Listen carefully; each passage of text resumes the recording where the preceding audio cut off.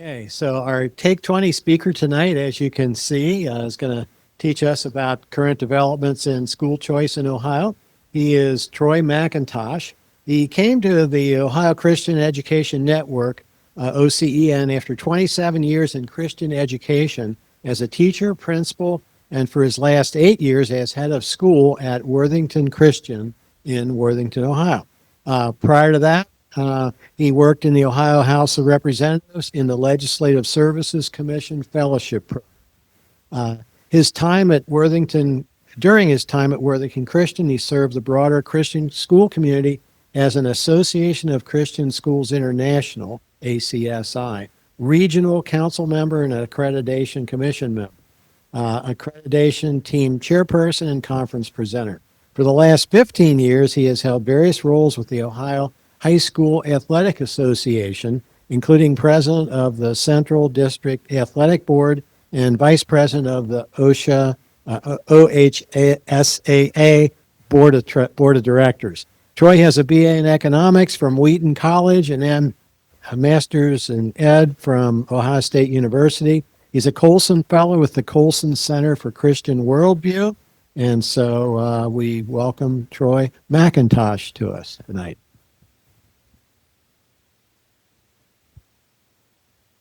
Well, good evening.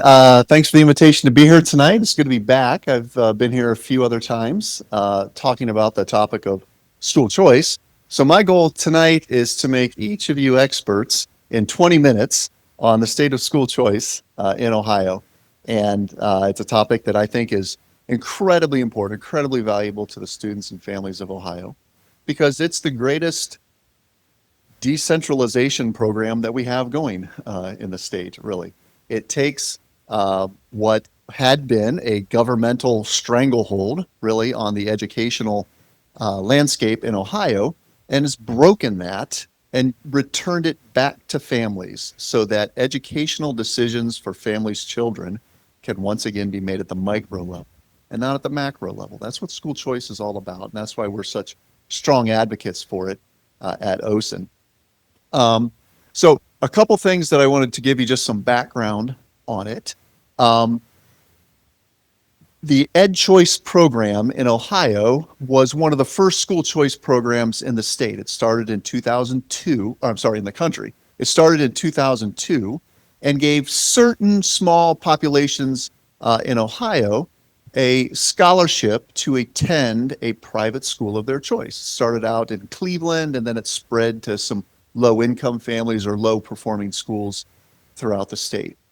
That continued for about 20 years that way. Or anywhere from, the very beginnings, about 5% of the population of Ohio were eligible for that.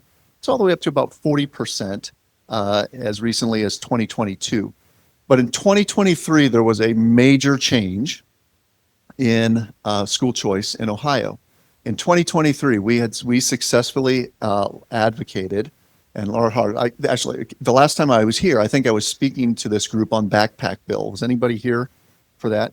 So we for 2 years, we worked on Backpack Bill, which was a universal school choice program. And in the 2023 state budget, we got about 85% of what we wanted in Backpack Bill. It wasn't full Backpack Bill, but it was pretty close. We called it Fanny Pack Bill. All right, it was a nice, and the fanny packs are good. They're not quite a full backpack, but they're still pretty good. What happened in 2023 is the state decided to make every student in the state eligible for an EdChoice scholarship. It was no longer income dependent and no longer dependent on being assigned to a low-performing public school. Every student is now eligible. So that was fantastic news. And what we're seeing as a result of that universal expansion is a huge increase in demand for educational options, right? And these options include things like homeschooling, they include things like charter schools, but in particular, they include things for private schools and this increasing demand. If you look back 2 years ago, before the universal expansion of EdChoice, about 80,000 students in Ohio took advantage of one of the state scholarships, okay? Since then, in the last 2 years, that number's gone to over 160,000 students. So we've more than doubled the amount of students that are taking advantage of that and finding a better solution, allowing parents to find a better solution for their child's schooling. And so we're thrilled with that. And we see only an upward trajectory of continued growth for that. As a matter of fact, one of the things that it's causing is we are seeing this increased demand. Now that we've taken away largely the financial barriers for families choosing alternate educational options for their kids, the next barriers that we need to overcome are open seats, right? We need to increase and expand facilities and capacity for these. And we also need to increase the supply of teachers to teach at these schools. Because there's already a teacher supply crisis going on, even more so a crisis of teachers that are competent and aligned to teach at the kind of schools that parents are choosing through the EdChoice program, whether they be faith-based schools or classical schools, anything like that. There's a need for us to really create a larger on-ramp for teachers to come out who are qualified to teach in those schools. Now, some of you may know that about 2 years ago, a lawsuit was filed against the EdChoice program. This lawsuit was actually filed before the universal expansion took place. It was filed in 2022, so the expansion didn't take place until 23. But in 22, a coalition that now consists of over 300 public school districts in the state, it's roughly half of the public school districts, have filed suit claiming that the EdChoice program is unconstitutional and that it violates the Ohio State Constitution. While we believe their claims are largely nonsense, as plaintiff, they were able to select the most favorable jurisdiction they could find in the state to file their lawsuit in. So, of course, they chose Franklin County. Not only because Franklin County, the county court, had a judge that they expected to be very favorable to their arguments, but they knew an appeal out of that would go to District 10, which was comprised entirely of Franklin County. And as you can imagine, elected judges from Franklin County are going to be largely left, progressive, and be favorable to the plaintiff's arguments against the EdChoice program. And so that's exactly what's happened. About 6 months ago, Judge Page in Franklin County ruled the EdChoice program unconstitutional, claiming that it violated several aspects of the state constitution. Namely, one, that it established a separate and second system of schooling in Ohio, and she claimed that the Constitution only authorized one public common school system. She claimed that the program provided direct funding to religious schools, violating a provision in the Constitution that said no religious sect shall control any portion of the school funds in Ohio. She rejected a couple other claims that they had, but that's the crux of their argument. The third one was that it prevented them from kind of hearkening back to the DeRolf decisions of the 90s, if you remember, when the school funding system was declared unconstitutional, claiming that the program prevented the state from adequately funding the public school system. Now, I believe that there are proper and appropriate answers to all of these three things. But nevertheless, that's what Judge Page ruled. The Attorney General, A.G. Yost, promptly appealed the decision. A.G. Yost is a strong supporter of school choice programs and has been a strong advocate for them throughout his term. And so he filed an appeal. It is now sitting in District 10 Appeals Court in Franklin County, where we once again expect to lose. It's a panel of, I think there are 10 judges in the appeals court, and I believe 9 of them are Democrats, and only one of them, I believe, is a Republican. So we expect to lose in District 10 again. However, it will be appealed again, no doubt. whether we win or lose in the appeals court is going to be appealed by the losing side. It's going to end up in the Supreme Court of Ohio. And so, we're looking at that probably taking place next summer, another year for the appeals court. This probably is not going to be settled until sometime in 2027 when the Supreme Court issues the final decision, the final verdict on the constitutionality of it. Now, this is where we're optimistic because this is where elections matter, right? The Supreme Court is 6-1 right now, Republican, Democrat justices. As a matter of fact, next year in 2026, we have a chance to flip that completely to 7-0. So pay attention to Supreme Court matters because the election in 2026 will determine the makeup of the Supreme Court who hears the final appeal on the EdChoice case.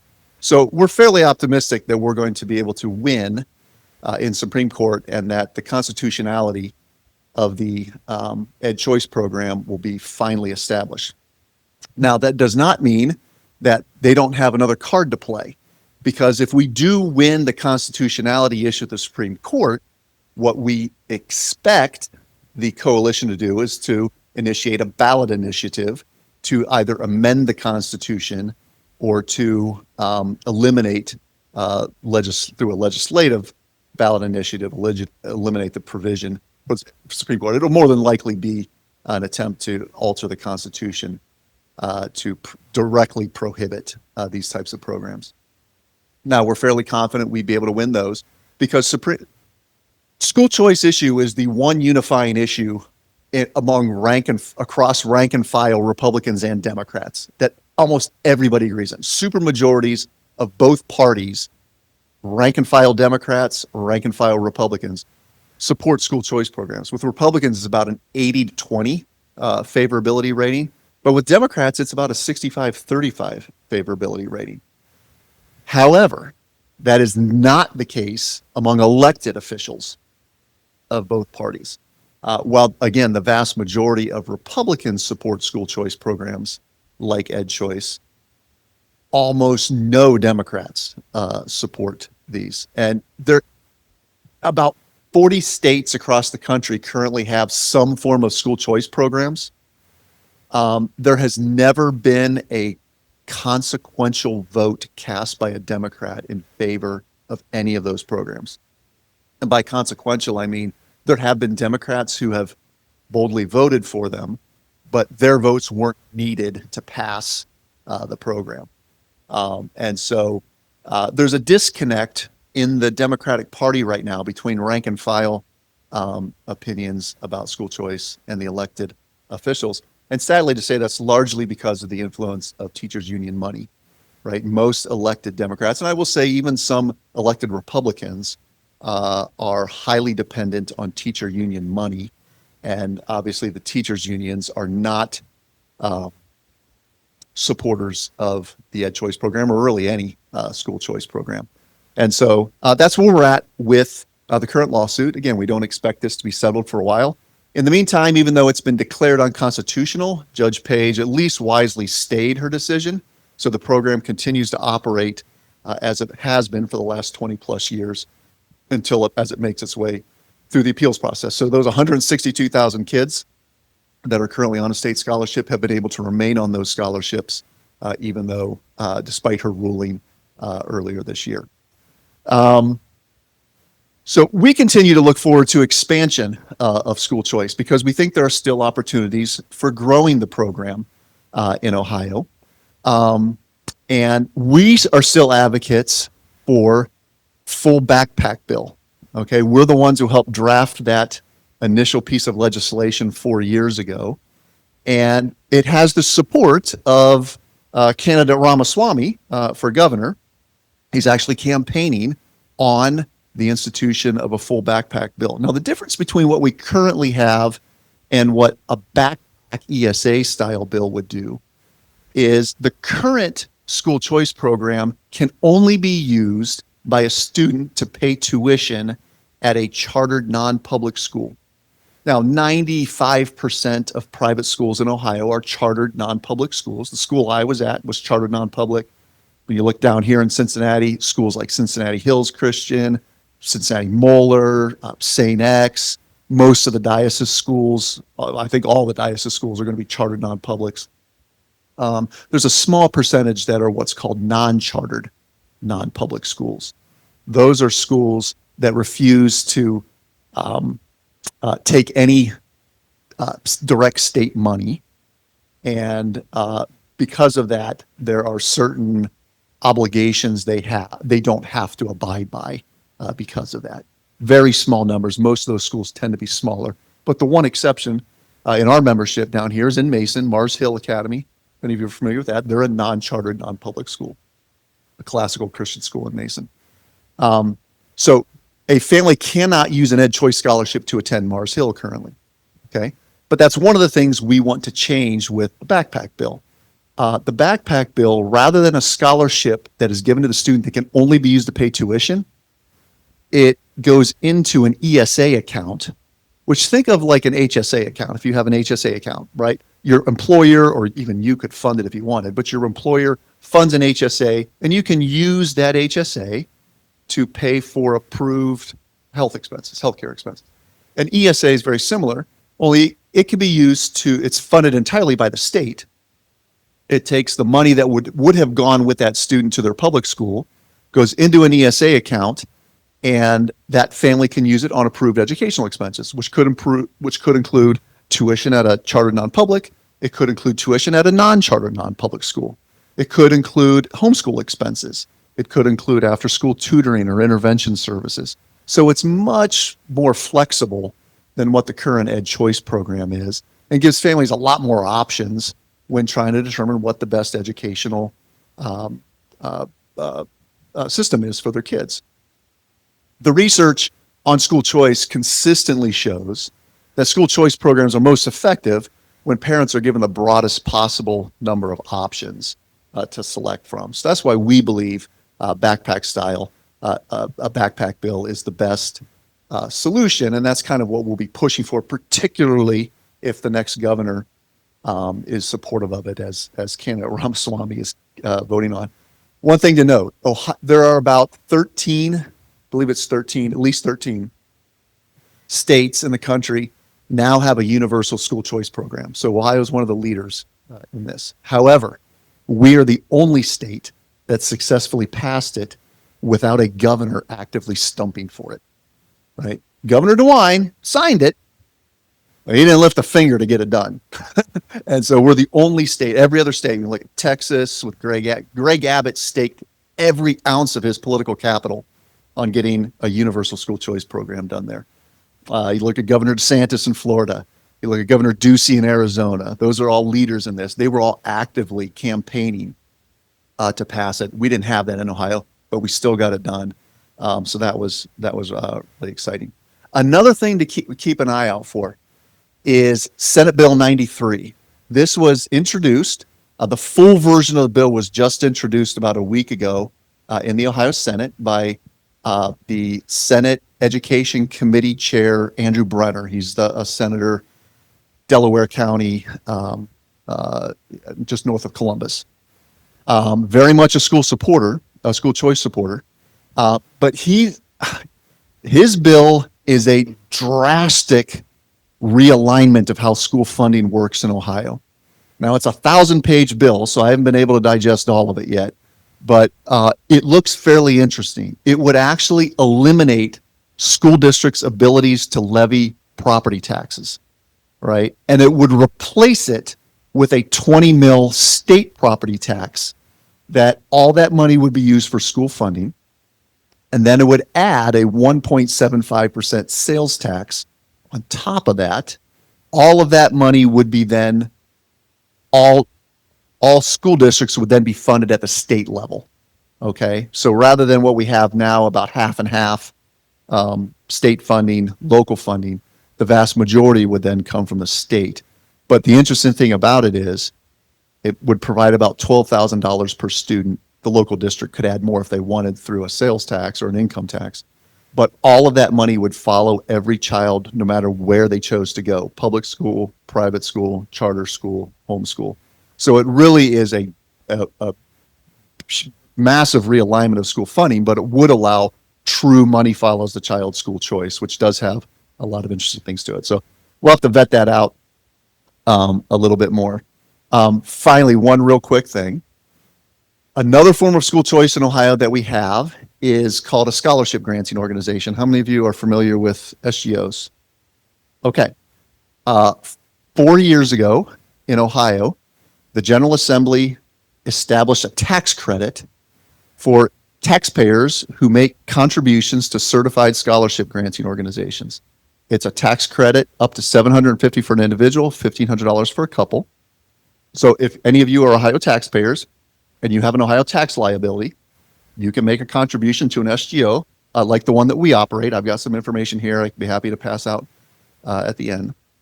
But if you make a contribution to an SGO like ours, we take that money and we turn around and we award it to scholarships to kids who choose to attend a private school in Ohio. So this past year, thanks to that tax credit, we gave out almost $4.5 million in scholarships to kids who attend our member schools, over 3,000 scholarships, kids who otherwise wouldn't be able to attend or would have a difficult time attending. We base it on financial need and so forth. But the interesting thing is, for the very first time ever in the One Big Beautiful bill that was passed several months ago, the federal government established a national school choice program, and they are now offering a federal tax credit for donors who make a gift to an SGO. And that's $1,700 per individual, possibly $3,400 per couple. That's still to be determined whether it's through the rulemaking process. But that begins in 2027. So while you can take advantage of a state tax credit now and make a gift, beginning in 2027, you'll be able to both get a state tax credit and a federal tax credit through your gifts. Give your money to families who will then be able to use that to pay tuition at the school of your choice. We're expecting this to be a massive, it started out as a $40 billion credit. That's how much, think how big that is, a $40 billion credit. It went down to 20 billion in the next version. Then it went down to 10 billion. The final version, they took the cap away completely. It's unlimited right now. As much as we can raise to help kids find schools of their choice, we're able to do that. So we're looking forward to that big expansion in 2027. I've got information about our SGO. We have 100 schools that participate in ours. If there's one you like, feel free to participate in ours. The Diocese of Cincinnati has one. If you're connected to that, you may choose to give something to them. So that's kind of a big picture, really quick on school choice. And I'll be around. Happy to answer some questions.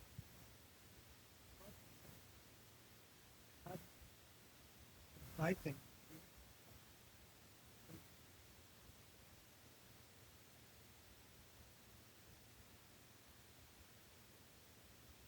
So, Troy, there was this story about the 300 districts that took to court the school choice bill. And the big question was, were they using taxpayer money to fund the lawsuit to end school choice? How did that all play out? Yeah, it's absolutely right. There are now, I want to say, about 310 districts that are part of the coalition that filed the suit against EdChoice. And they are absolutely using taxpayer money to file a lawsuit to take away a democratically enacted right for Ohio families. It's absolutely absurd. We actually made the argument that they can't have standing because a state actor should not be able to sue the state. That was not accepted, at least at the district court. We'll see whether it, or at the county court, we'll see whether in the appeals court or the Supreme Court hears that. But the fact is they are spending millions of dollars a year. They're collecting millions of dollars a year from these districts, scraping money off the districts that are claiming they're cash starved in order to file a lawsuit. Now they aren't cash starved. I will tell you this. The collective cash reserves of Ohio's public school districts now totals over $10.5 billion. Columbus City Schools, right before school started, there was a dispatch article where teachers were claiming they're so cash starved, they don't have money to buy pencils and paper for their classrooms. Columbus City Schools has $250 million in cash reserves. And if you look at their spending over the last 5 years, it's just been constantly going up. And the per pupil spending has been going up as well. Because as more and more kids take the EdChoice Scholarship and leave, they're educating fewer students, but they're still getting 100% of the local tax revenue that their levy generates. So their per pupil spending has actually been going up. They're doing fine.